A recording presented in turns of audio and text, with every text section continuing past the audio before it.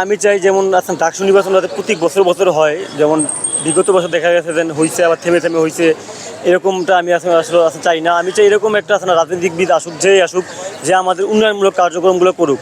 আপনি দেখুন সংস্কারে কোথাও আপনি সংস্কার যেখানে করতে যাবেন, ওই সংস্কার কখনো কিন্তু শেষ হবে না, নতুন নতুন সংস্কার করতেই হবে, বা বিভিন্ন দিকটা অনেক রকম সংস্কারে আপনি আসলে দেখতে পাবেন। যেখানেই দেখুন আপনি আমাদের হলের পরিবেশগুলো বা হলে যে এখানে খাবারগুলো, আমাদের এখানে ঢাকা ইউনিভার্সিটি যেমন আপনি যদি দেখেন আমাদের সেন্ট্রাল মাঠ আছে, আমাদের যে ক্রীড়া এইগুলো আছে, যেমন আমাদের ক্রীড়া প্যানেল থেকে যদি কেউ একজন আসে নেতৃত্ব আসে, বিশেষ করে আমাদের খেলাধুলার দিক থেকে কিন্তু ওরকম এত বড় একটা বিশ্ববিদ্যালয়, এখানে কত কিন্তু আপনি দেখবেন অনেক আছে না ভালো ভালো আছে না, মানে খেলোয়াড়রা কিন্তু এখানে কিন্তু ভর্তি হয় বা আসে, তারা যেন ভালোভাবে বের হইতে পারে, তাদেরকে যেন ক্রীড়া সম্পর্কে যে থাকবে দায়িত্ব থাকবে সে যেন এই বিষয়ে খেয়াল রাখে।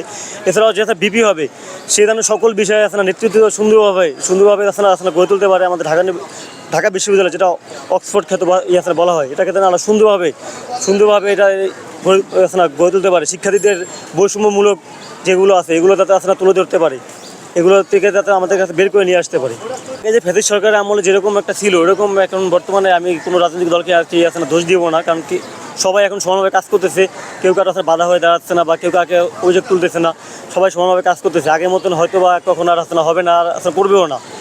আপনি যদি দেখেন বর্তমানে এখন আসলে বাংলাদেশে জামাত ইসলাম আছে এবং কি আসলে বিএনপি সংগঠন আছে, তাদের একটু আসলে জনপ্রিয়তা বেশি, কিন্তু তারা কিন্তু আগে যে ফ্যাসিস্ট আমলে আমরা যেটা দেখেছি হয়তো বা সেটা আসলে পুনরুদ্ধার আসলে করবে না, তার থেকে আসলে ভালো কিছু করবে, শিক্ষার্থীদেরকে আসলে ভালো কিছু উপহার দিবে আশাবাদী। আমাদের 9 তারিখে ভোটের মাধ্যমে যাকে নির্বাচিত করবে তখনই আপনারা আসলে দেখতে পারবেন যে কে আসলে নির্বাচিত হচ্ছে।